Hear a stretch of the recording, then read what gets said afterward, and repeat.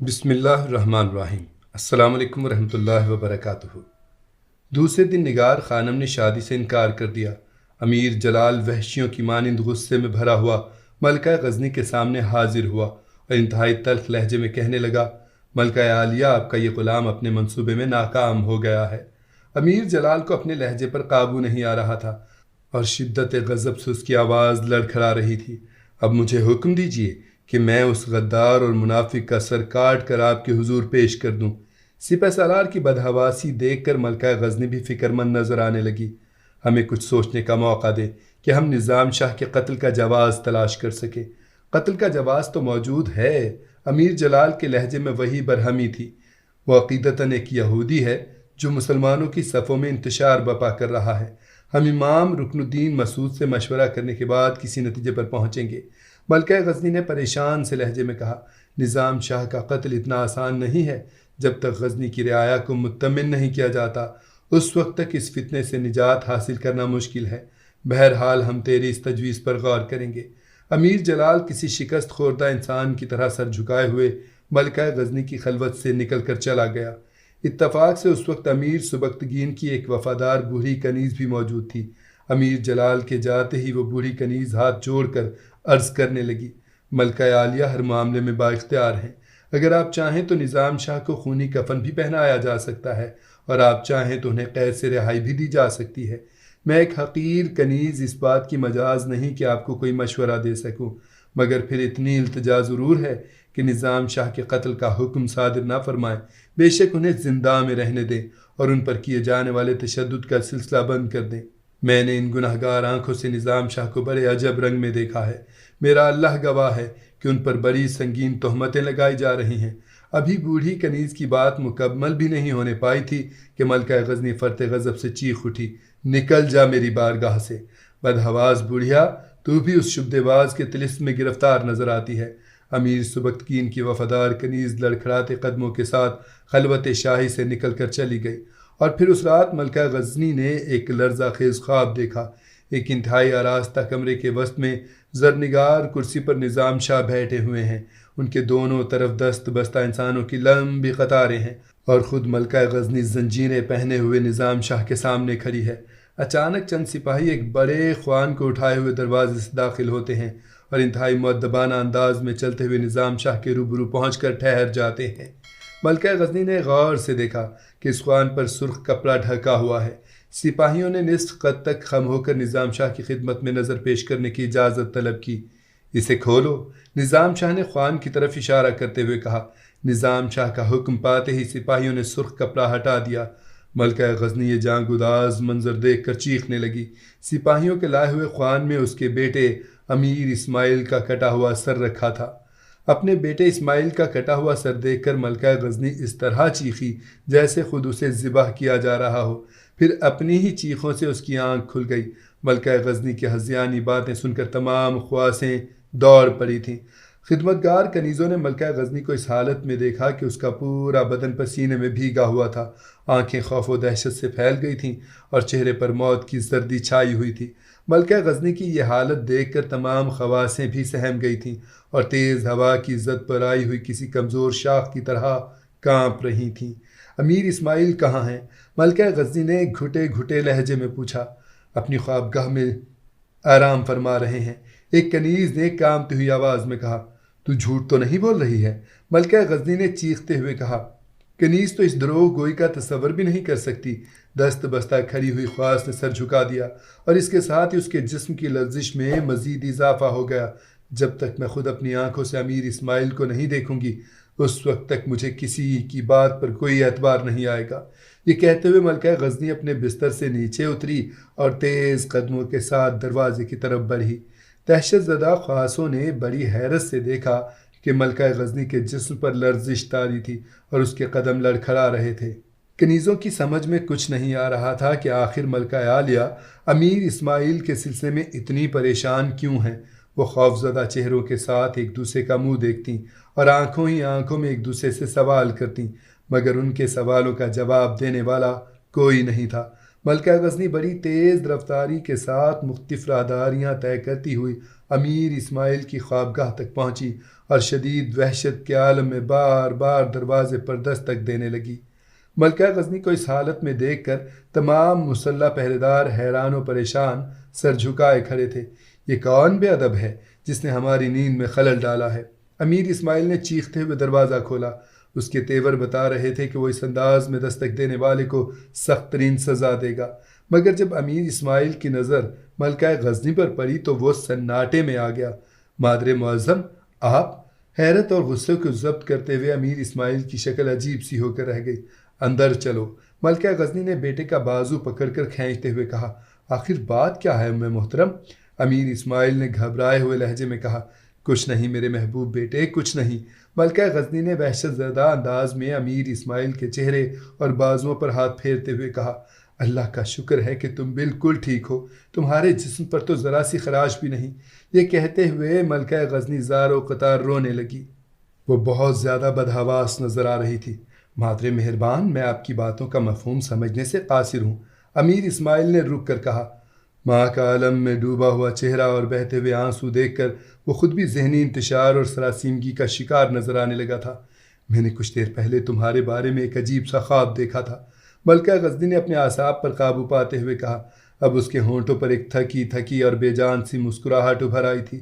آپ زیادہ نہ سوچا کریں مادر معظم، امیر اسماعیل نے انتہائی سعادت مندانہ انداز میں ملکہ غزنی کے کندھے پر ہاتھ رکھتے ہوئے کہا۔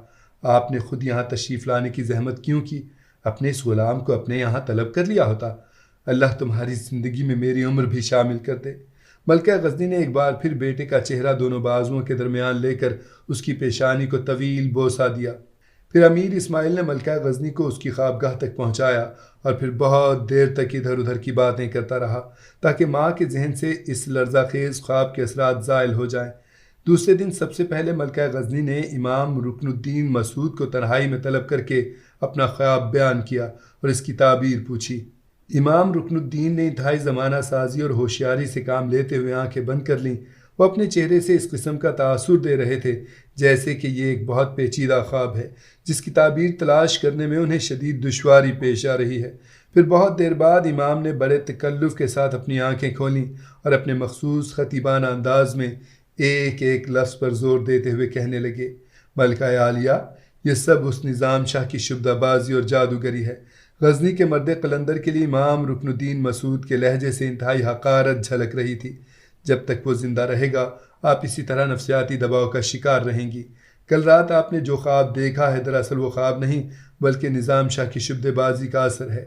تمام جادوگر اپنے تخریب کار عمل سے اسی طرح انسانی ذہنوں پر اثر انداز ہوتے ہیں۔ اگر یہ عمل بار بار دہرایا جائے تو صحت مند انسان بھی ایک دن بیمار پڑ جاتا ہے۔ امام رکن الدین مسعود جادو کی توجیہ پیش کر رہے تھے، پھر یہی بیماری بڑھتے بڑھتے انسانی ہلاکت کا سبب بن جاتی ہے۔ میں اس سلسلے میں بس ملکہ عالیہ سے اتنی ہی عرض کروں گا کہ نظام شاہ سے جلد از جلد پیچھا چھڑا لیجئے، اس کے قتل کا مذہبی جواز بھی موجود ہے اور سیاسی بھی۔ امام رکن الدین مسعود نے بڑے بے رحمانہ انداز میں نظام شاہ کے قتل کا فتویٰ دے دیا تھا۔ ملکہ غزنی کچھ دیر تک خاموش بیٹھی رہیں۔ اس دوران اس کے چہرے پر مختلف رنگ ابھر کر ڈوبتے رہے۔ وہ شدید ذہنی کشمکش کا شکار تھی۔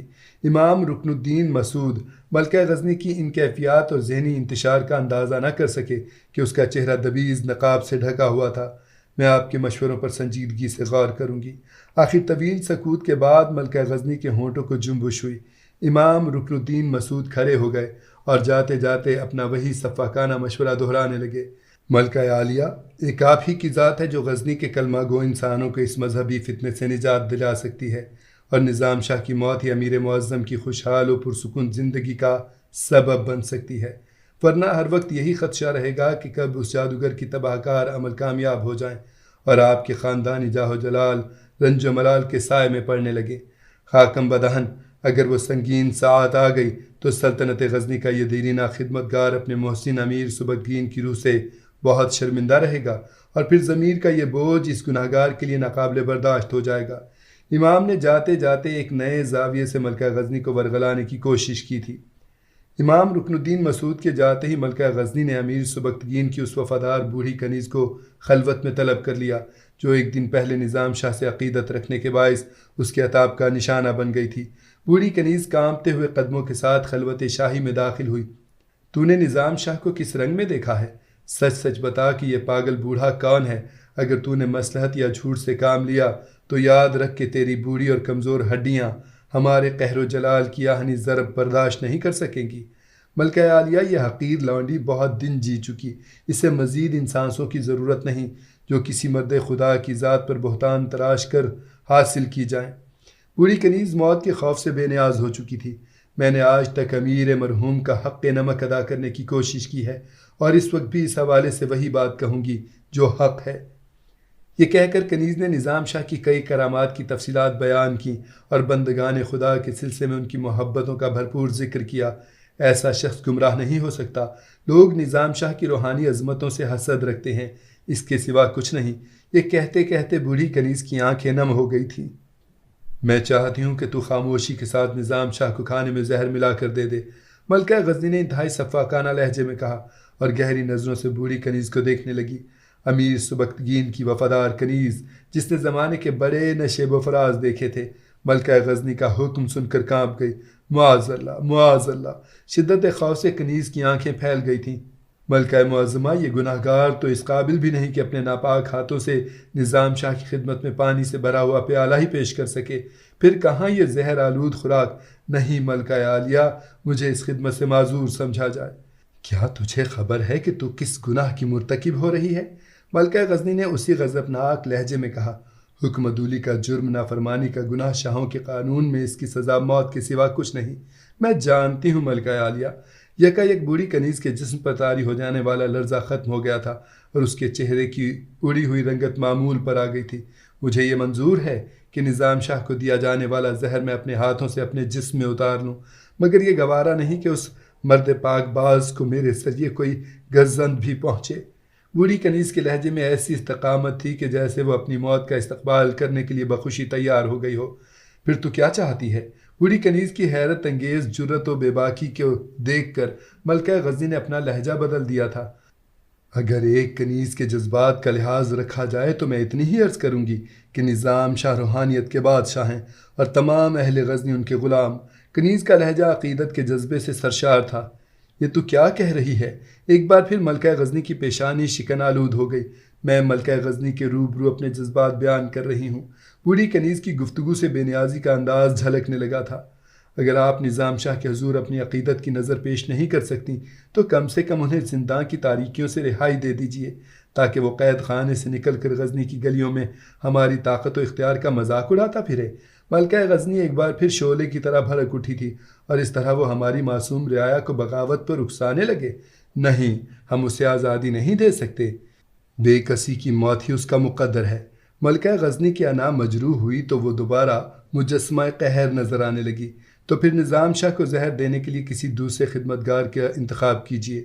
بوڑھی کنیز نے اس قدر اطمینان سے کہا جیسے وہ موت کے منہ میں کھڑے ہونے کے بجائے قصر شاہی کے سبزہ زار میں محو آرام ہو۔ لیکن یاد رکھیے ملکہ عالیہ، اگر نظام شاہ کو ہلاک کر دیا گیا تو پورا غزنی خون کے سیلاب میں ڈوب جائے گا۔ نظام شاہ کوئی عام قیدی نہیں ہے کہ ان کے ساتھ شاہوں کا بنایا ہوا قانون جس طرح چاہے سلوک کرے۔ میری گناہ گار آنکھیں کئی دنوں سے یہ جان گداز منظر دیکھ رہی ہیں کہ امیر جلال جیسا بھیڑیا مسلسل نظام شاہ کا خون پی رہا ہے، اور خون آشامی کی یہ رسم محض آپ کے حکم پر ادا کی جا رہی ہے۔ میں اپنے آقا امیر سبکتگین کی نمک خواری کا حق ادا کرنے کے لیے آخری بار اللہ کے نام پر آپ سے التجا کرتی ہوں۔